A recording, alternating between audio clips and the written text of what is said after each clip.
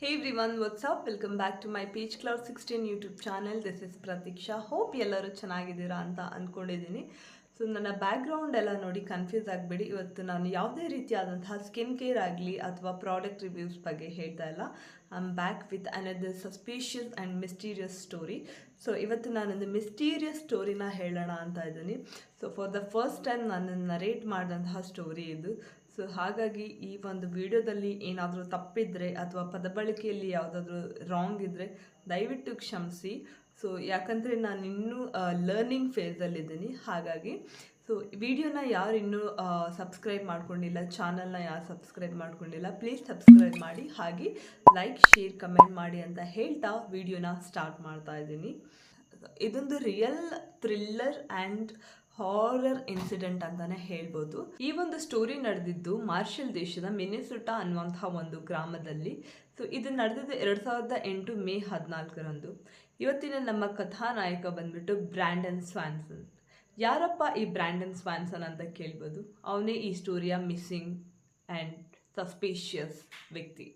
So Brandon ಸ್ವಾನ್ಸನ್ ಕೇವಲ 19 ವರ್ಷದ ಯುವಕ ಆಗಿರ್ತಾನೆ. ತನ್ನ ಮನೆ ಆಯಿತು, ಫ್ರೆಂಡ್ಸ್ ಆಯಿತು, ಫ್ಯಾಮಿಲಿ ಆಯಿತು ಇದ್ದಂಥ ಹುಡುಗ. ಇವನಿಗೆ ಫ್ಯಾಮಿಲಿ ಅಂತಂದರೆ ತುಂಬ ಇಷ್ಟ. ಹಾಗೆ ಫ್ರೆಂಡ್ಸ್ ಜೊತೆ ಸಿಕ್ಕಾಪಟ್ಟೆ ಅಟ್ಯಾಚ್ಮೆಂಟನ್ನು ಹೊಂದಿರ್ತಾನೆ. ಹಾಗೆ ತನ್ನ ಫ್ಯೂಚರ್ಸ್ ಬಗ್ಗೆ, ಡ್ರೀಮ್ ಬಗ್ಗೆ ಸಿಕ್ಕಾಪಟ್ಟೆ ಆಸೆಗಳನ್ನು ಹೊಂದಂಥ ಹುಡುಗ. ಇವನಿಗೆ ಏನಾಯಿತು ಬನ್ನಿ ನೋಡೋಣ. ಬ್ರ್ಯಾಂಡನ್ ಸ್ವಾನ್ಸನ್ ತನ್ನ ಒಂದು ಸೆಮಿಸ್ಟರ್ ಮುಗಿದಂತಹ ಖುಷಿಗೆ ತನ್ನ ಫ್ರೆಂಡ್ಸ್ ಜೊತೆ ಕಿಟಿ ಪಾರ್ಟಿ ಮಾಡೋದಕ್ಕೆ ಅಂತ ಫ್ರೆಂಡ್ಸ್ ಪ್ಲೇಸ್ಗೆ ಹೋಗ್ತಾನೆ. ಪಾರ್ಟಿ ಮುಗಿಸ್ಕೊಂಡು ವಾಪಸ್ ಬರೋಷ್ಟರಲ್ಲಿ ಆಲ್ಮೋಸ್ಟ್ ಕತ್ಲೆ ಆಗಿಬಿಟ್ಟಿರುತ್ತೆ. ಸೊ ತನ್ನ ಕಾರನ್ನು ಮಾರ್ಷಲ್ಗೆ ತೊಗೊಂಡು ಹೋಗಬೇಕಾಗಿರುತ್ತೆ. ಬೈ ಮಿಸ್ಟೇಕಾಗಿ ಡಿವಿಯೇಷನ್ ರಾಂಗ್ ಟರ್ನ್ ತೊಗೊಂಡು ಅವನು ಲಿಂಡನಲ್ಲಿ ಹೋಗ್ತಾನೆ. ಲಿಂಡನಲ್ಲಿ ಹೋಗ್ತಾ ಇರಬೇಕಾದ್ರೆ ರೋಡು ಸಿಕ್ಕಾಪಟ್ಟೆ ಕತ್ಲೆ ಆಗಿರುತ್ತೆ, ಸಿಕ್ಕಾಪಟ್ಟೆ ಸೈಲೆನ್ಸ್, ಯಾರು ಒಬ್ಬರು ಕೂಡ ಇರಲ್ಲ ಆ್ಯಂಡ್ ಯಾವ ವೆಹಿಕಲ್ಸ್ ಕೂಡ ಇರಲ್ಲ.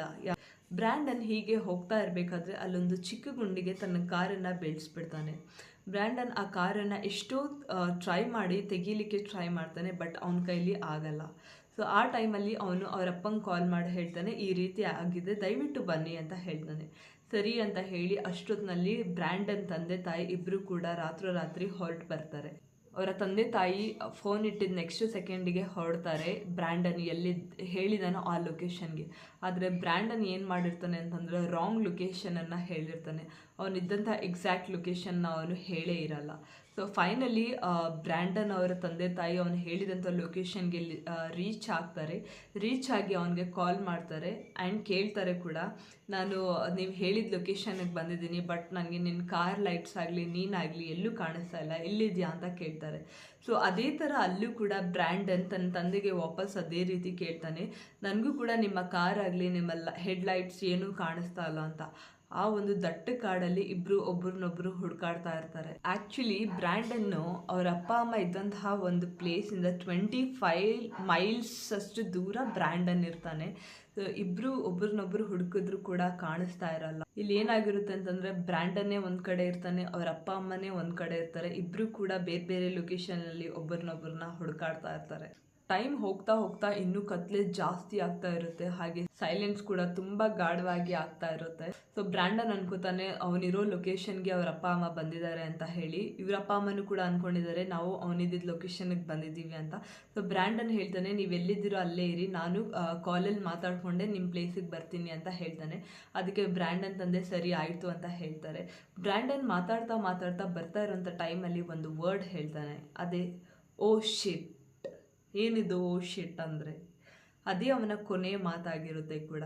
ಸೊ ಅವನು ಆ ಥರ ಹೇಳಿದ ತಕ್ಷಣ ಕಾಲನ್ನು ಡಿಸ್ಕನೆಕ್ಟ್ ಮಾಡ್ತಾನೆ. ಅವ್ರ ತಂದೆ ಅವನಿಗೆ ಇಮ್ಮಿಡಿಯೇಟಾಗಿ ಕಾಲ್ ಬ್ಯಾಕ್ ಮಾಡ್ತಾರೆ, ಆದರೆ ಅವನ ಕಡೆಯಿಂದ ಯಾವುದೇ ರೀತಿಯಾದಂತಹ ರೆಸ್ಪಾನ್ಸ್ ಬರಲ್ಲ. ಮತ್ತೆ ಟ್ರೈ ಮಾಡ್ತಾರೆ, ಮತ್ತೆ ಯಾವುದೇ ರೀತಿ ರೆಸ್ಪಾನ್ಸ್ ಬರಲ್ಲ. ಈ ಕಡೆ ತಂದೆ ತಾಯಿಗೆ ಸಿಕ್ಕಾಪಟ್ಟೆ ಭಯ ಆಗುತ್ತೆ, ತನ್ನ ಮಗನಿಗೆ ಏನಾಯ್ತಪ್ಪ ಇಷ್ಟೊತ್ತಲ್ಲಿ ಅಂತ. ಎಷ್ಟೇ ಹುಡುಕಿದ್ರು ಬೆಳಿಗ್ಗೆ ತನಕ ಹುಡುಕ್ತಾರೆ, ಆದರೆ ಬ್ರ್ಯಾಂಡನ್ ಎಲ್ಲೂ ಸಿಗಲ್ಲ. ತಕ್ಷಣ ಬ್ರ್ಯಾಂಡನ್ ತಂದೆ ತಾಯಿ ಅವರ ಪೊಲೀಸ್ಗೆ ಇನ್ಫಾರ್ಮೇಷನನ್ನು ಕೊಡ್ತಾರೆ, ಈ ರೀತಿ ನನ್ನ ಮಗ ಮಿಸ್ಸಿಂಗ್ ಆಗಿದ್ದಾನೆ ಅಂತ ಹೇಳಿ. ಸೊ ಬ್ರ್ಯಾಂಡನ್ನ ಹುಡ್ಕೋಂಥ ಕಾರ್ಯಾಚರಣೆ ಸ್ಟಾರ್ಟ್ ಆಗುತ್ತೆ. ಡಾಗ್ಸ್, ಸೊ ಅಲ್ಲಿಗೆ dogs, wands, police jeeps, helicopter ಎಲ್ಲಾನು ತರ್ತಾರೆ. ಎಲ್ಲ ಕಡೆ ಕಂಪ್ಲೀಟಾಗಿ ಸರ್ಚ್ ಮಾಡ್ತಾರೆ. ಆದರೆ ಬ್ರ್ಯಾಂಡನ್ ಎಲ್ಲೂ ಕಾಣಿಸಲ್ಲ. ಅವನನ್ನು ಹುಡ್ಕೋದಿಕ್ಕೆ ಅಷ್ಟೆಲ್ಲ ಎಕ್ವಿಪ್ಮೆಂಟ್ಸ್, ಅಷ್ಟೆಲ್ಲ ಜನರಿದ್ರು ಕೂಡ ಏನೂ ಪ್ರಯೋಜನ ಆಗಲ್ಲ. ಸೊ ಬ್ರ್ಯಾಂಡನ್ ಸಿಕ್ಕಿಲ್ದೇ ಇರೋ ಒಂದು ಕಾರಣಕ್ಕೆ ಕೆಲವಷ್ಟು ಥಿಯರಿಸ್ಟ್ಗಳು ಜನರು ಒಂದೊಂದು ಡಿಫ್ರೆಂಟ್ ಅಭಿಪ್ರಾಯನ ತಿಳಿಸ್ತಾ ಹೋಗ್ತಾರೆ. ಕೆಲವರು ಹೇಳ್ತಾರೆ ಯಾವುದೋ ಗುಂಡಿ ಬಿದ್ದಿರ್ಬೋದು ಅಂತ ಹೇಳ್ತಾರೆ. ಅಕಸ್ಮಾತ್ ಅವನು ಗುಂಡಿಗೆ ಬಿದ್ದಿದ್ರು ಕೂಡ ಅಟ್ಲೀಸ್ಟ್ ಅವನ ಬಾಡಿ ಆದರೂ ಸಿಗಬೇಕು ತಾನೆ. ಈ ಥಿಯರಿ ಕೂಡ ಫೇಲ್ ಆಗುತ್ತೆ. ಅವನು ಗುಂಡಿಗೆ ಬಿದ್ದಿಲ್ಲ ಅನ್ನೋದು ಕೂಡ ಪ್ರೂವ್ ಆಗುತ್ತೆ. ಯಾಕಂದರೆ ಅವನ ಬಾಡಿ ಆಗಲಿ, ಅವನ ಫೋನ್ ಆಗಲಿ, ಅವನ ಕಾರ್ ಕೀ ಆಗಲಿ, ಅವನ ಸ್ಲಿಪ್ಪರ್ಸ್ ಆಗಲಿ, ಯಾವುದೇ ಪ್ರೂಫು ಯಾರಿಗೂ ಸಿಗಲ್ಲ. ಸೊ ಇನ್ನೊಂದಷ್ಟು ಥಿಯರಿಸ್ಟ್ ಹೇಳ್ತಾರೆ ಅವನು ನೀರಿಗೆ ಬಿದ್ದು ಸತ್ತೋಗಿರ್ಬೋದು ಅಂತ. ಆ ನೀರಲ್ಲೂ ಕೂಡ ಅವನ ಬಾಡಿ ಸಿಕ್ಕಿರ್ಬೇಕಲ್ವ. ಸೊ ಅಲ್ಲೂ ಕೂಡ ಅವನ ಬಾಡಿ ಸಿಗಲ್ಲ. ಒಂದು ಯಾವುದೇ ರೀತಿಯಾದಂತಹ ಪ್ರೂಫ್ ಕೂಡ ಸಿಗಲ್ಲ. ಸೊ ಫೈನಲಿ ಈ ಥಿಯರಿನೂ ಕೂಡ ಫೇಲ್ ಆಗುತ್ತೆ. ಎಷ್ಟು ಜನ ಅನಲೈಸ್ ಮಾಡ್ತಾರೆ, ಇವ್ನಿಗೆ ಯಾರಾದರೂ ಪ್ರಾಬ್ಲಮ್ ಮಾಡಿರ್ಬೋದಾ ಅಥವಾ ಇವನ್ನ ದುಡ್ಡು ಇಸ್ಕೊಳ್ಳೋದಕ್ಕೆ ಬ್ಲ್ಯಾಕ್ ಮೇಲ್ ಮಾಡಿರ್ಬೋದಾ ಅಂತ. ಅಟ್ಲೀಸ್ಟ್ ಏನೇ ಒಬ್ಬ ತಪ್ಪು ಮಾಡಿದ್ರು, ಒಬ್ಬ ಕಳ್ಳ ಯಾವುದಾದ್ರೂ ಒಂದು ಪ್ರೂಫ್ನ ಬಿಟ್ಟಿರ್ತಾನೆ. ಬಟ್ ಈ ಒಂದು ಬ್ರ್ಯಾಂಡನ್ ಸ್ಟೋರಿಯಲ್ಲಿ ಯಾವುದು ಒಂದು ಚಿಕ್ಕ ಪ್ರೂಫ್ ಕೂಡ ಜನರಿಗೆ ಗೊತ್ತಾಗಲ್ಲ. ಒಂದಷ್ಟು ಜನ ಹೇಳ್ತಾರೆ ಇವನೇ ಬೇಕು ಅಂತ ಡಿಸಪಿಯರ್ ಆಗಿರ್ಬೋದಲ್ವಾ ಅಂತ ಹೇಳ್ತಾರೆ. ಅದಕ್ಕೆ ಅವ್ರ ಪೇರೆಂಟ್ಸ್ ಹೇಳ್ತಾರೆ ಅವನೇ ಬೇಕು ಅಂತ ಡಿಸಪಿಯರ್ ಆಗೋದಕ್ಕೆ ಅವನಿಗೆ ಯಾವುದೇ ರೀತಿಯಾದಂಥ ಫ್ಯಾಮಿಲಿ ಪ್ರಾಬ್ಲಮ್ಸ್ ಆಗಲಿ, ಫ್ರೆಂಡ್ಸ್ ಪ್ರಾಬ್ಲಮ್ಸ್ ಆಗಲಿ, ಫಿನಾನ್ಷಿಯಲ್ ಪ್ರಾಬ್ಲಮ್ಸ್ ಏನೂ ಇರಲ್ಲ. ಸೊ ಅವನು ತುಂಬ ಖುಷಿಯಾಗೇ ಇರ್ತಾನೆ, ತುಂಬ ಖುಷಿಯಾದಂಥ ವ್ಯಕ್ತಿ ಅವನು ಅಂತ ಹೇಳ್ತಾರೆ. ಒಂದು ಪ್ರೂಫ್ ಎಲ್ಲೂ ಕೂಡ ಸಿಗಲ್ಲ. ಅವನಿಗೆ ಏನಾಗಿದೆ ಅಂತ ಯಾರಿಗೂ ಕೂಡ ಗೊತ್ತಾಗಲ್ಲ. ಸೊ ಎಷ್ಟು ಜನ ಈ 360 ಡಿಗ್ರಿ ಆ್ಯಂಗಲಿಂದ ಯೋಚನೆ ಮಾಡಿದ್ರು ಬ್ರ್ಯಾಂಡನ್ ಎಲ್ಲಿ ಹೋಗಿದ್ದಾನೆ, ಎಲ್ಲಿ ಕಣ್ಮರೆಯಾಗಿದ್ದಾನೆ ಯಾರಿಗೂ ಗೊತ್ತಾಗಲ್ಲ. ಯೋಚನೆ ಮಾಡ್ತಾ ಬ್ರ್ಯಾಂಡ್ ಎಲ್ಲಿ ಹೋದ, ಯಾವ ರೀತಿ ಮರೆಯಾದ, ಜನರು ತುಂಬ ತಲೆ ಕೆಡಿಸ್ಕೊತಾರೆ. ಯಾವುದಕ್ಕೂ ಕೂಡ ಆನ್ಸರ್ ಸಿಗಲ್ಲ. ಹೀಗೇನೆ ಇಯರ್ ಪಾಸ್ ಆಗ್ತಾ ಇರುತ್ತೆ. 1 ವರ್ಷ ಆಯಿತು, 2 ವರ್ಷ ಆಯಿತು, 10 ವರ್ಷ ಆಯಿತು, ಬ್ರ್ಯಾಂಡನ್ ಸುಳಿವು ಸಿಗೋದೇ ಇಲ್ಲ. ಇದೊಂದು ಅನ್ಸಾಲ್ವ್ಡ್ ಮಿಸ್ಟ್ರಿ ಆಗಿ ಕನ್ವರ್ಟ್ ಆಗುತ್ತೆ. ಇದನ್ನು ಇವಾಗಲೂ ಕೂಡ ಸಾಲ್ವ್ ಮಾಡೋದಕ್ಕೆ ಟ್ರೈ ಮಾಡ್ತಾ ಇದ್ದಾರೆ. ಆ್ಯಂಡ್ ಅವರ ಅಪ್ಪ ಅಮ್ಮ ಇನ್ನೂ ಕೂಡ ಬ್ರ್ಯಾಂಡನ್ ಬರ್ತಾನೆ ಅನ್ನೋ ಒಂದು ಕಾತುರತೆಯಿಂದ ಕಾಯ್ತಾ ಇದ್ದಾರೆ.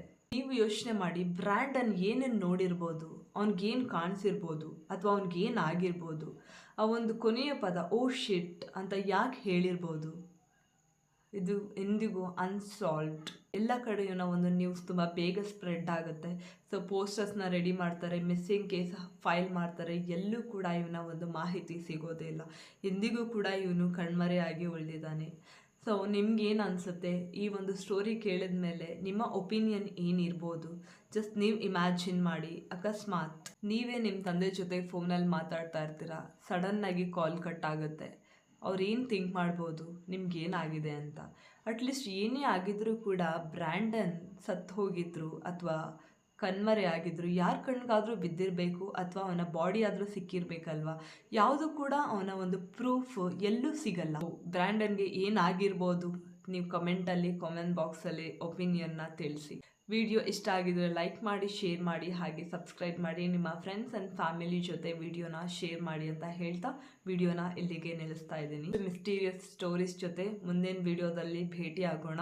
Stay safe and stay aware.